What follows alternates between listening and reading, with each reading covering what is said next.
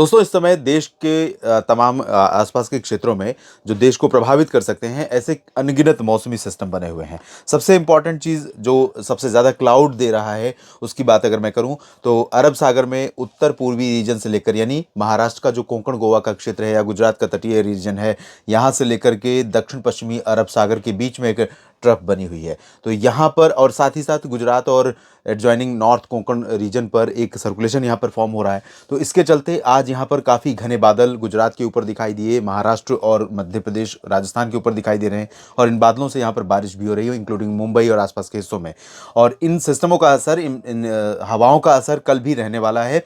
साथ ही साथ उत्तर भारत के भागों पर एक डब्ल्यू डी बना हुआ है, सेंट्रल पाकिस्तान एडजॉइनिंग राजस्थान पर यहाँ पर एक इंड्यूस सर्कुलेशन है इस पश्चिमी विक्षोभ के चलते।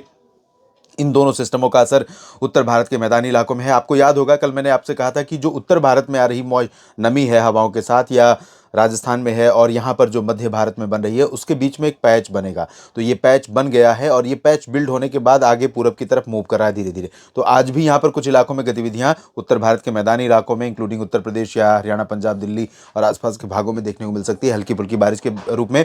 अगला डब्ल्यू डी 30 नवंबर को आएगा, उससे पहले इसका असर रहेगा, अभी आपको देखने को मिलेगा। और साथ ही अरब सागर, बंगाल की खाड़ी पर सर्कुलेशन यहाँ पर पहुंच चुका है, अंडमान सी एडजॉइनिंग थाईलैंड और आसपास के भागों पर, और ये धीरे धीरे इंटेंसिफाई होकर के अब अनुमान है कि ये लो प्रेशर एरिया में तब्दील होगा। तो इन सभी मौसमी सिस्टमों के रूप में हमारे देश के क्षेत्रों पर मौसम में काफ़ी बदलाव देखने को मिलने वाला है। कहाँ पर क्या बदलाव होगा, आइए जानते हैं।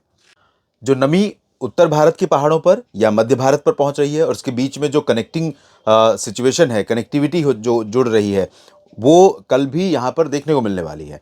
तो इसके चलते मैदानी इलाकों पर भी कई हिस्सों में, चाहे वो दिल्ली हो या पंजाब, हरियाणा, राजस्थान या उत्तर प्रदेश, इन भागों पर भी बादल दिखाई देंगे। हवाओं का रुख बदल गया है, बादल आज भी दिल्ली पर दिखाई दिए, धुंध रही, मौसम अपेक्षाकृत थोड़ा धुंधला बना रहा और पोल्यूशन लेवल राइज हुआ है, वायु गुणवत्ता सूचकांक खराब हुआ है।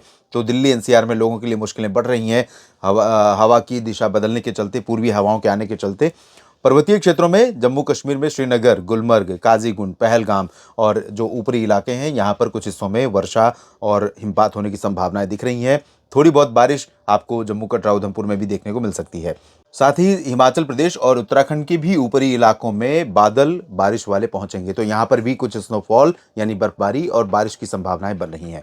डलहौजी, धर्मशाला और लाहौल स्पीति, कुल्लू मनाली समेत हायर रीचेस पर जो उत्तरी रीजन है हिमाचल प्रदेश में, और साथ ही साथ उत्तरकाशी से लेकर चमोली, गंगोत्री, यमुनोत्री, केदारनाथ, बद्रीनाथ समेत जो ऊपरी हिस्सा है उत्तराखंड का, यहाँ पर भी कुछ हिस्सों में वर्षा या बर्फबारी होने की संभावनाएं बन सकती हैं।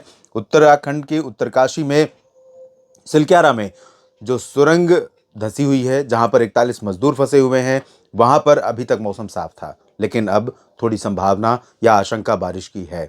बारिश का और बर्फबारी का इंतजार वैसे पहाड़ों पर लंबे समय से हो रहा है, लेकिन मुझे नहीं लगता कि देश का कोई भी व्यक्ति इस जगह पर, उत्तरकाशी में, बर्फबारी की प्रतीक्षा कर रहा होगा, क्योंकि अगर यहाँ पर बर्फबारी और तेज़ बारिश होती है तो जो बचाव अभियान चल रहा है 41 श्रमिकों को निकालने के लिए, उसमें खलल पड़ सकती है। तो हम सभी यही प्रार्थना करेंगे कि यहाँ पर बारिश, अभी बर्फबारी ना हो और उनको सुरक्षित निकाला जा सके, उसके बाद मौसम बदले।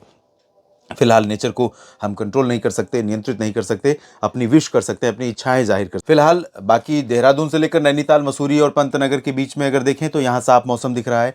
धर्मशाला से लेकर शिमला के बीच में दिख रहा है, जम्मू में दिख रहा है, और पंजाब, हरियाणा, दिल्ली, उत्तर प्रदेश या राजस्थान में दिख रहा है। लेकिन आपको बता दूं कि पंजाब के ऊपर अमृतसर से लेकर रूपनगर, नवाशहर, पटियाला, लुधियाना, बरनाला, मोगा और ये जो फजिल्का, फरीदकोट का रीजन है यहाँ पर, और पंचकुला, अंबाला, चंडीगढ़ से लेकर करनाल, कैथल, जींद, रोहतक, सोनीपत, पानीपत, हिसार, सिरसा, भिवानी, चरखी दादरी, झज्जर, महेंद्रगढ़, रेवाड़ी, गुरुग्राम, फरीदाबाद, पलवल और राजस्थान में पश्चिमी हिस्सों में थोड़ा सा बादल कम हो जाएंगे, जैसलमेर, बाड़मेर, जालौर, जोधपुर, बीकानेर।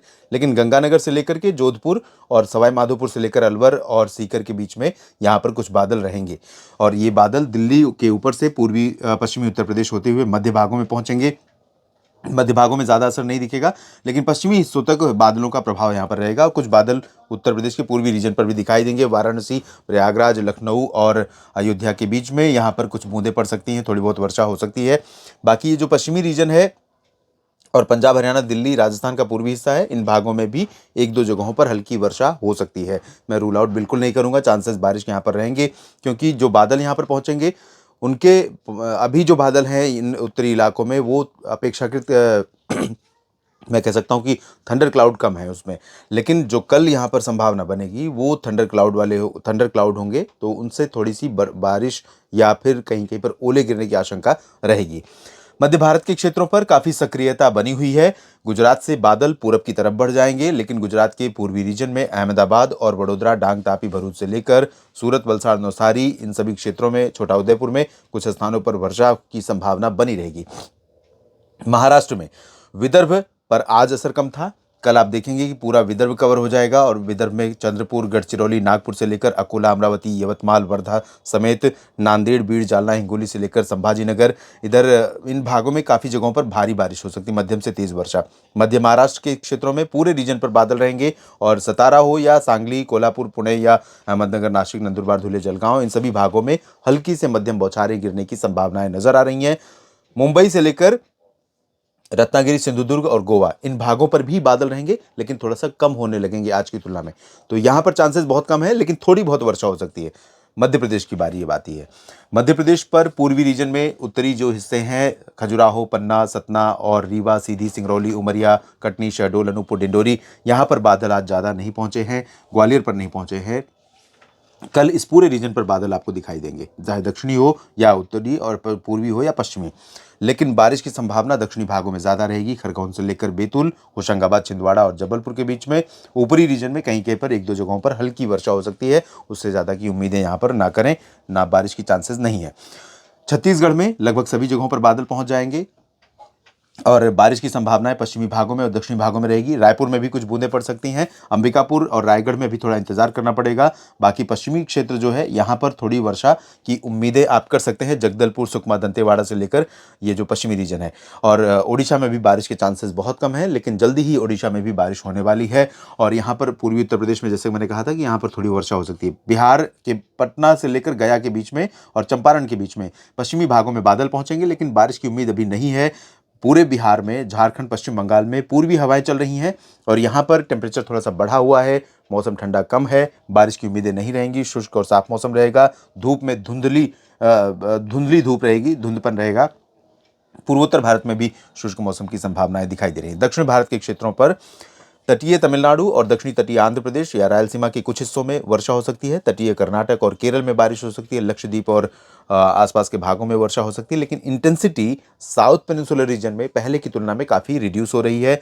बेंगलुरु में कल हो सकता है कुछ बूंदें पड़ जाएं, लेकिन चांसेस कम है। बादल थोड़े दिखेंगे, लेकिन ये जो जिस तरह से नमी यहाँ पर पहुँच रही है और जिस तरह की कह सकते हैं कि बादलों के बनने की जो प्रक्रिया है वो तटों पर ज़्यादा इंटेंस रहेगी। तटों पर ज़्यादा चार्ज होंगे बादल, और ज़्यादा चार्ज होने का मतलब है ज़्यादा डिस्चार्ज होने की संभावनाएं, ज़्यादा बारिश देने की संभावना है उन बादलों से। लेकिन जैसे जैसे अंदर की तरफ बढ़ेंगे इनमें चार्ज कम रहेगा, तो डिस्चार्ज भी कम होंगे, तो जाहिर सी बात है बारिश होने की संभावनाएं कम रहेंगी। तेलंगाना का ऊपरी हिस्सा प्रभावित होगा, यहाँ पर बारिश हो सकती है। और कर्नाटक के आंतरिक इलाकों में जो तटों से सटा हुआ रीजन है यहाँ पर बारिश होगी। बाकी इधर आंतरिक क्षेत्रों में कम बारिश की उम्मीद है। रायलसीमा और उत्तरी तटीय आंध्र प्रदेश में भी बारिश के आसार बहुत कम नजर आ रहे हैं। इस बुलेटिन में भी इतना ही। आप लगातार बने रहिएगा मौसम तक चैनल और न्यूज़ मीडिया मंच के साथ। आप सभी का बहुत बहुत धन्यवाद।